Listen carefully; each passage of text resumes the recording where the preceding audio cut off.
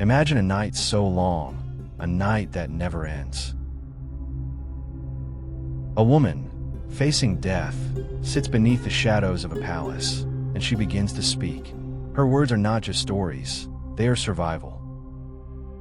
If I stop speaking, I die. If I keep speaking, I live. For over 1,000 years, the voice of Scheherazade has haunted the imagination of the world. Her tales of genies and thieves, flying carpets and magical caves, have traveled farther than empires, survived longer than kings, and inspired countless storytellers, poets, and dreamers. But who was she? Where did these stories come from? And why, even now, do they capture our hearts with the same magic as when they were first whispered in the courts and streets of the ancient world?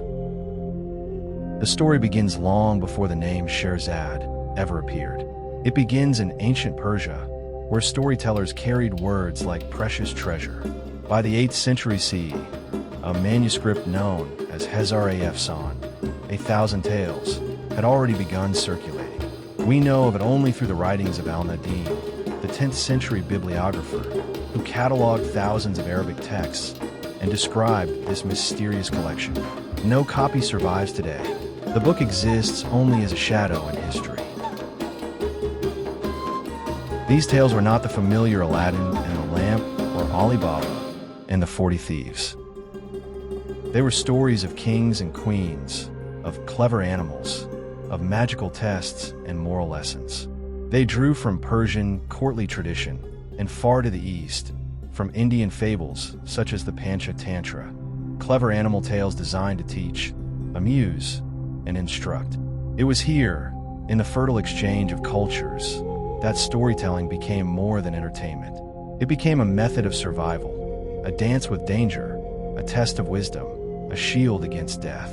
The earliest storytellers passed tales orally, shaping and reshaping them with each telling. Every performance was unique. Every listener became part of the tale. And somewhere in this world of caravans and palaces, of scholars and wandering poets, the seeds of Scheherazade were sown. A woman who would one day outwit a king, not with steel, but with stories. Let's now imagine a city built on knowledge. A city where merchants traded spices and silk by day, and tales by night. This is Baghdad, capital of the Abbasid Caliphate, the most cosmopolitan crossroads the world had ever seen. It is the 9th century. Here, Persian, Arab, Indian, Greek, African, and Chinese worlds collide. Infinity of stories from every direction, all converging into one vast river of imagination. The Abbasid Golden Age is an age of science, poetry, mathematics, and storytelling. If you walk through the streets of Baghdad at night, you would hear the sound of wonder as much as music. Storytellers, hakawadis, standing in coffee houses and open courtyards, gathering crowds with every breath. A jinn. In a bottle, a sailor lost beyond the horizon, a thief who disappears into shadows. Every tale a doorway, every listener willing to step through. It is here that the Persian Scheherazade is translated into Arabic sometime around the 9th century. A new title emerges, Layla wa-Layla, 1001 Nights. But what did these early Arabic nights contain? Not the famous stories you're thinking of. There was no flying carpet to whisk us away, nor Aladdin or Ali Baba. Instead, these were tales of cunning and survival, of merchants and thieves navigating the unpredictability of fortune, of supernatural encounters in dark corners of the city, Arabian urban legends, mixed with Persian moral lessons, and Indian karma woven into every twist. These tales were alive because they changed every time they were told, alive because they reflected the people who told them. Merchants, sailors, scholars, soldiers, everyone who dared to dream past the walls of their world. But something else happened in Baghdad, something strange. The text of the nights was never fixed. Unlike the Holy Quran or classical poetry, it wasn't protected by scholars. It evolved wildly. One scribe might add a new subplot, another might remove a character entirely. A performer improvises, a manuscript shifts to match. Every storyteller became a co-author. This is what made the Nights indestructible. Stories that refuse to die can become immortal. As Baghdad flourished, so did Scheherazade's legend, still changing, still unfinished. But soon, fate would move the center of her world westward. When Baghdad's golden age dimmed, another city rose to carry the torch of the Nights, Cairo. By the 14th and 15th centuries, under the Mamluks and later the Ottomans, Cairo became the home of the living Arabian Nights, not as royal literature, but as the heartbeat of ordinary people. Here, in the coffee houses, the Kawa, storytellers performed episodes from wa-Layla wa-Layla as serial adventures night after night. Audiences returned with anticipation, begging, what happens next? Just as the king did in the tales themselves. The people of Cairo, they became Shahryar, the king desperate for the next chapter. And every storyteller became Scheherazade, fighting for their livelihood by keeping listeners breathless. Cairo added what the courts never would: humor, romance, trickery, heroes from the streets. The Nights became a refuge for dreams, a place where servants could outwit their masters, where women could be bold, where magic was always one alley away. And yet, there was darkness too. Tales of execution, betrayal, the fragility of fortune. For Carians lived under real dangers: plague, poverty, oppression. The Nights did not ignore suffering.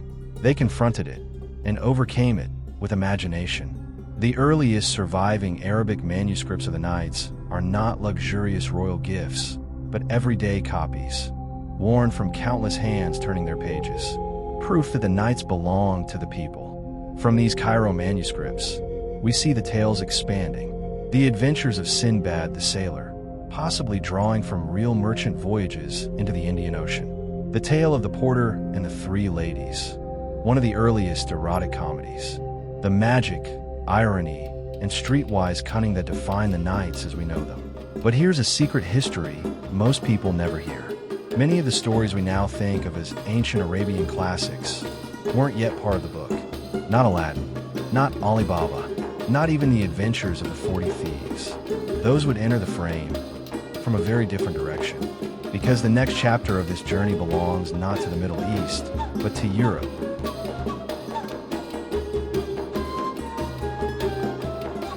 The year is 1701. A French scholar named Antoine Galland encounters an Arabic manuscript of 1001 Nights. It is unlike anything Europe has seen.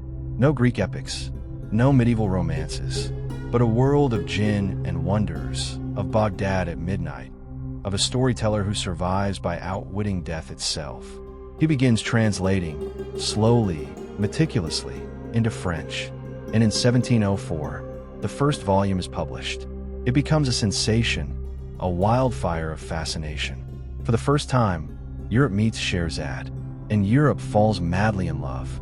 Her tales arrive just as coffee, silk, and carpets from the Orient flood European markets. Opera houses, painters, and philosophers become obsessed with the East, or rather, the fantasy of it. But then Galland runs out of stories. The manuscript he has ends. His audience demands more.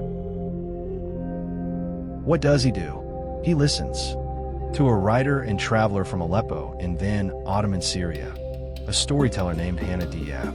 Diab performs stories never found in the Arabic manuscripts Galland had. Aladdin and the Wonderful Lamp, Ali Baba and the 40 Thieves, the 7 Voyages of Sinbad. Galland writes them down, translates them, publishes them, and just like that, the most famous Arabian Nights stories in the world entered the book through Paris. Imagine that Aladdin, a global icon, may have first existed only in the memory of a Syrian traveler and in the imagination of a French translator trying to satisfy Europe's hunger for enchantment. Europe becomes entranced. Princes dress as sultans. Architects design palaces with onion domes. Writers praise the mysterious East while rarely understanding it. A movement is born, Orientalism, a fascination that is both admiring and deeply flawed. Smoky shadows twist into a landscape of fantasy, half truth, half illusion. But the Nights continue to evolve, absorbing everything they touch. In England, Edward Lane rewrites the Nights, censoring humor, removing sensuality to match Victorian morality. Later, Richard Burton adds the opposite. Darkness and desire returned in excess.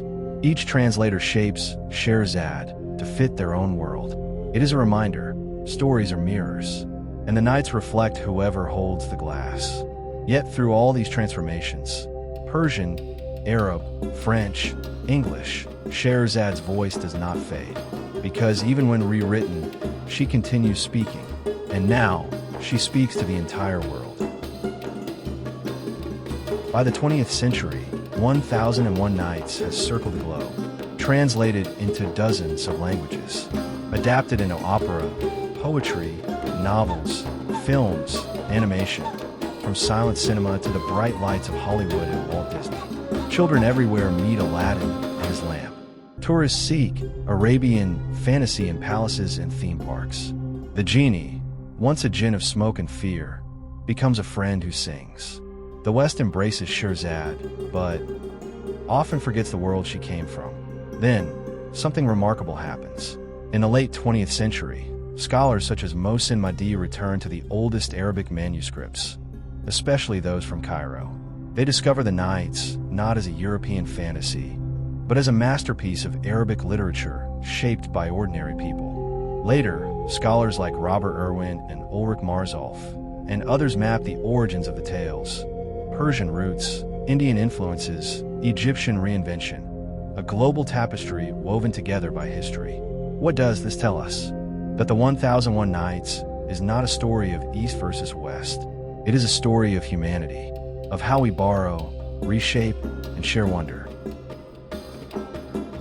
Today, Scheherazade is more than a storyteller and a legend. She is a symbol of creativity against cruelty, of intelligence against tyranny, of hope against the darkest hours of night.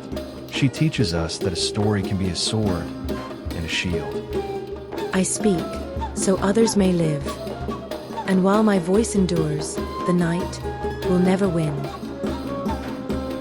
The history of 1001 Nights is a history of survival. Through burned libraries, through changing empires, through mistranslations and misunderstandings. Yet still, she speaks. And you are now part of the audience she once saved herself to reach. The king listens. The sun rises. Another night is won. Scheherazade has earned one more day. Thank you for staying with us until the very end of the night. If you believe stories like this deserve to be remembered, stories that shape our world, that keep history alive through wonder, then join us, subscribe to the channel, and step with us into more forgotten worlds, more mysteries rediscovered, more nights that refuse to end. Because together, we keep the storytellers alive. Until next time.